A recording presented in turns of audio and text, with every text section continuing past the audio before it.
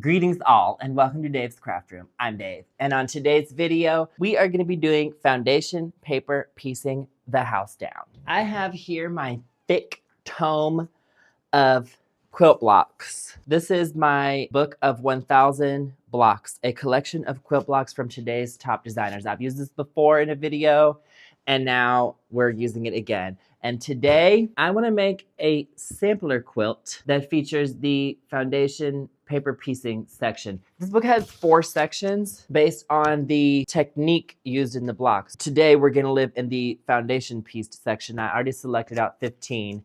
You know, this is the thing about the sampler quilt. It's meant to have like 1 block of each design. That's why it says sampler quilt. But the thing about that is once I'm set up to make a block, it's easy to piece a second one at the same time. And then I get 2 for the price of 1. You know what I mean? So there's going to be 2 blocks of each pattern. I made 2 blocks yesterday, and this is so extremely intricate. By the way, these 2 blocks took me like all day yesterday. Foundation paper piecing is actually not hard at all, but the results that you can achieve make it look as if it was hard. And when people don't know anything about FPP, or even if they do, they look at it and they think like, wow, that was hard, because it looks so intricate, but really it's honestly not hard, in my opinion. Once you wrap your head around the techniques and get into a flow of doing it, I don't think it's difficult, and you can achieve very stunning results. And you can even piece like pictures of stuff, like renderings, like, you know, if you're a fan of whatever, you know, cats or something, you can find a foundation pieced pattern of it. So the book came with templates in the CD, and I've already transferred them into the iCloud. And at this point, you must be thinking, Dave, what is that strange and interesting gadget on your table? This is the MUNBYN thermal printer, okay? And we're gonna try this out for printing our foundation patterns. Why is a thermal printer a good idea? First of all, I have my regular like home office style printer over there, 3-in-1, which that's a lie, okay? Printer, scanner, photocopier. Photocopier is not a third thing. That's the first 2 things again. But anyway, I have it over there. I hate that thing. I don't use it enough to have it plugged in all the time. I kind of set it over there and plug it in when I need it, and I never feel like plugging it in. Look at this. No cables. None. Because I charged it yesterday. We can just print right from this iPad or whatever your device, or you can plug it in too if you want to your computer, but I can just print right from here to there. And then the thing about thermal paper is when you print on thermal paper, it does not last forever. So it would be appropriate for something that's going to be a single use. We're going to print this, cut it up, sew on it, and then rip it out and throw it away. So we don't need to use the full paper, and it's actually thinner than regular paper, so that makes it even easier to pull off. Right now I have in here the roll. This is the roll of paper. If I was gonna be like traveling, or like, you know, some people travel to teach workshops, I would probably want to bring the roll because it just lives right inside. But however, there's also this. This is the box of paper. I think I want to try this today just because we don't need the roll. Let's try it.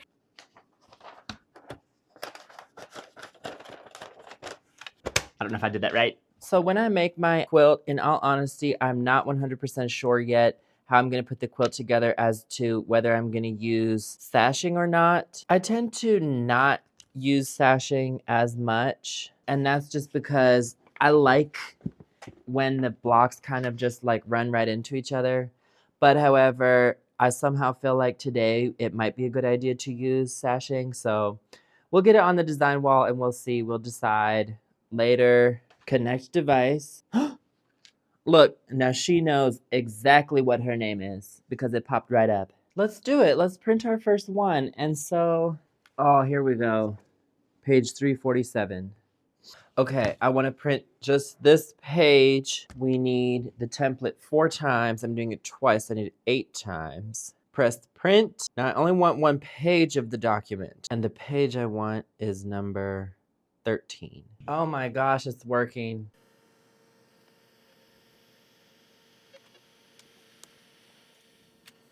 That's essentially it. Good. Perfect. So I need 8 of those for the block. So let me print 7 more. Now the tea about using the thermal paper is you can't iron it because the heat from the iron will, destroy it. But you can use one of those rollers, or I don't have one, so you can just finger press. I finger press pretty often anyway.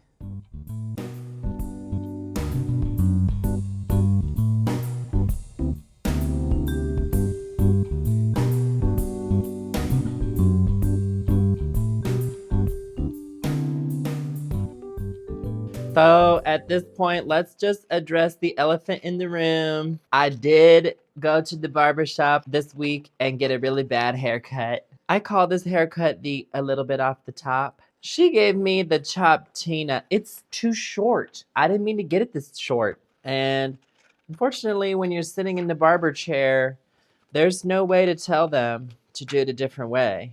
You just have to accept fate. And then when she puts the mirror behind your head and says, "How does it look?" you still have to say that it looks good and tip them. That's just the law. Anything else is illegal. So anyway, I'm like, all right, give it 2-3 weeks. It'll grow out. It'll be just fine. But I have to film videos. Oh, that's it. These are my last ones. We're going to do 2 different colors. 2 different sets of colors for the one block and the other one. We have to make one of them reversed. I don't think I realized that. I probably should have printed it reversed. But I can just make them reversed like this. I mean, why not? Let's select some colors. Let me clean up this area.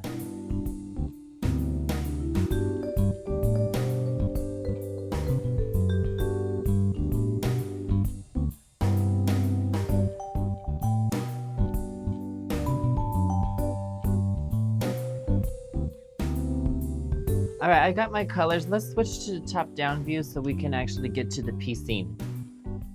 All right, I pretty much just need a strip of each one. This is gonna get fussy cutted.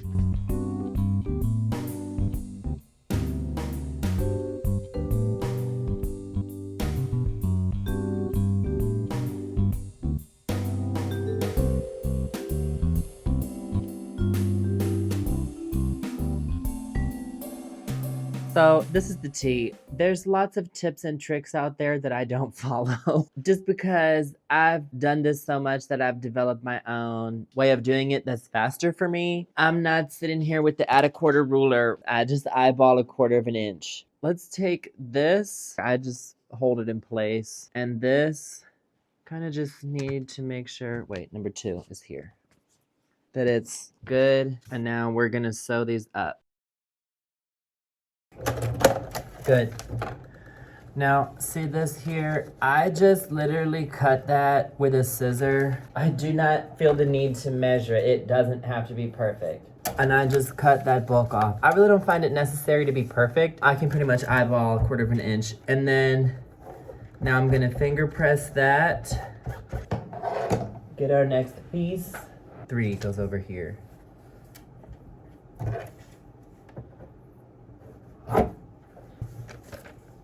Good.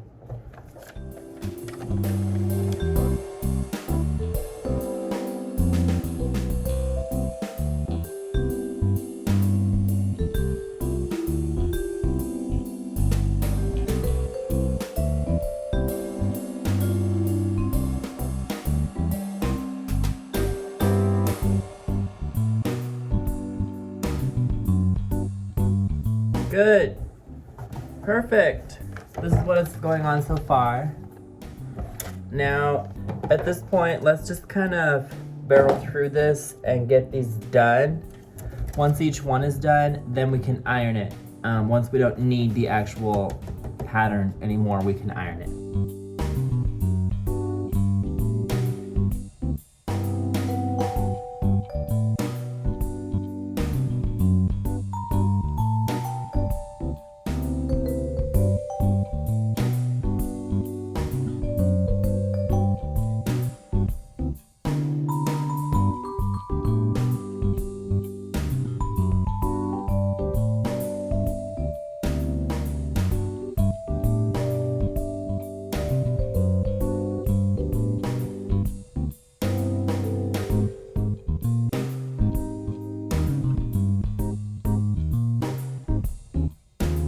If you're interested in the MUNBYN thermal printer, I have a link in the description box below the video to where you can purchase it, and a code for a 6% discount that's also in the description box.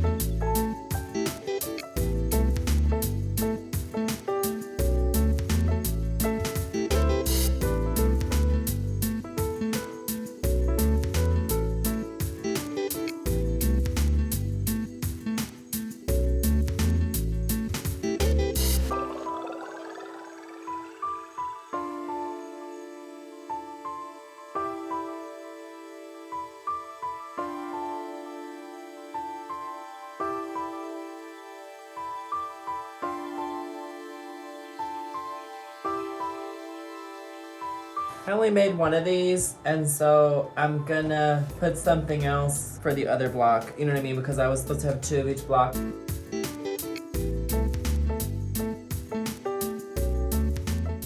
No, I don't really like the colors of it. For whatever reason, it's not a vibe. But you know what? You win some, you lose some, and at the end of the day, it has pickles in it. And that's what's really important.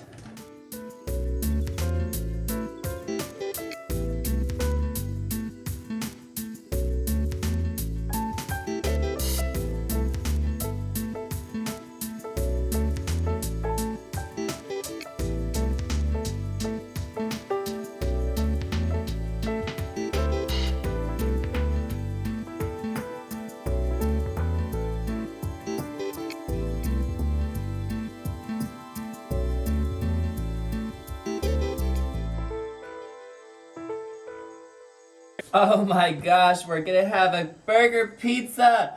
Oh my gosh, burger pizza. I cannot wait for this cheeseburger pizza.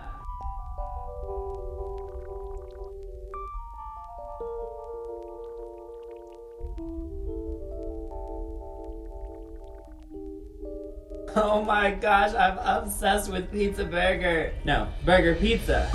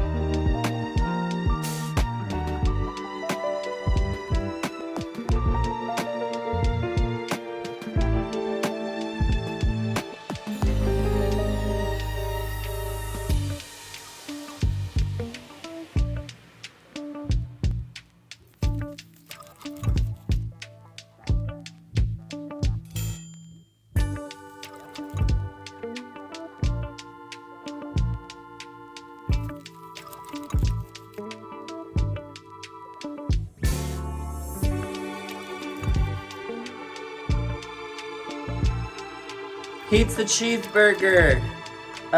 Cheeseburger pizza.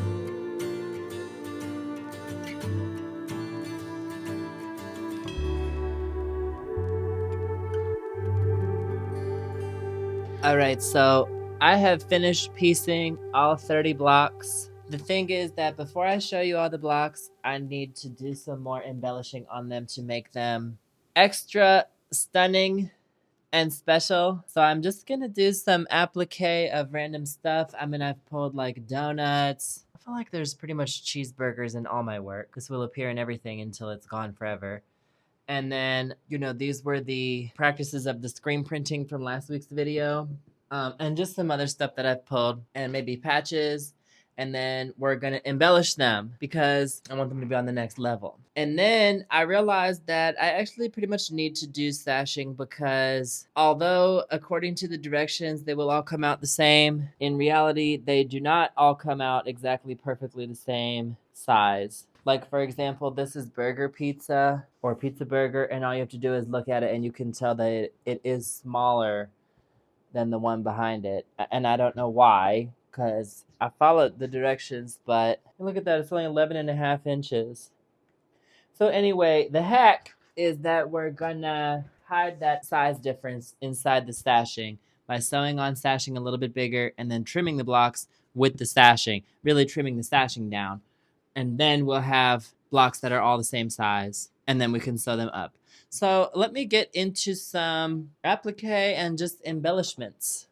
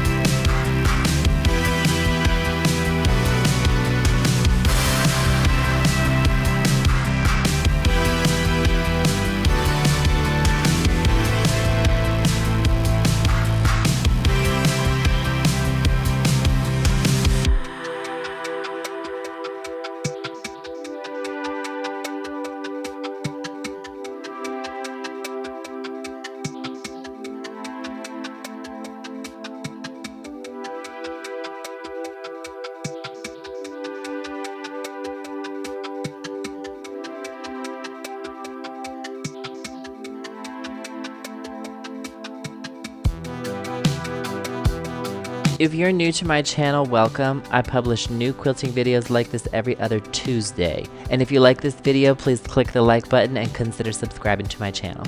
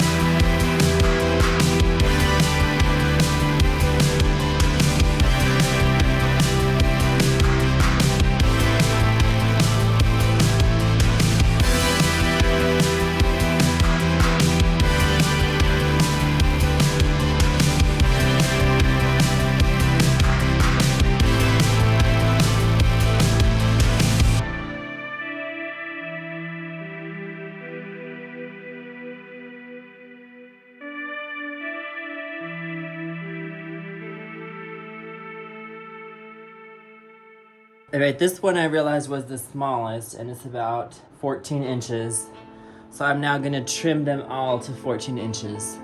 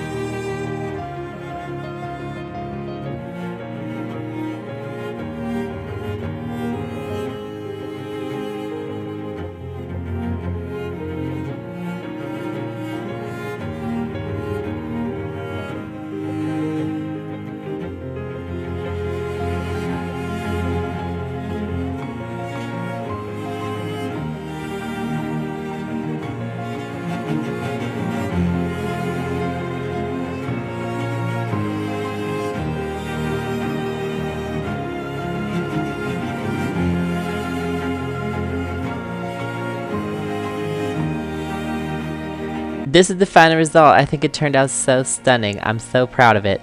And that's going to be all for today's video. Thank you for coming to Dave's Craft Room. Remember to like and subscribe to my channel, and please come again.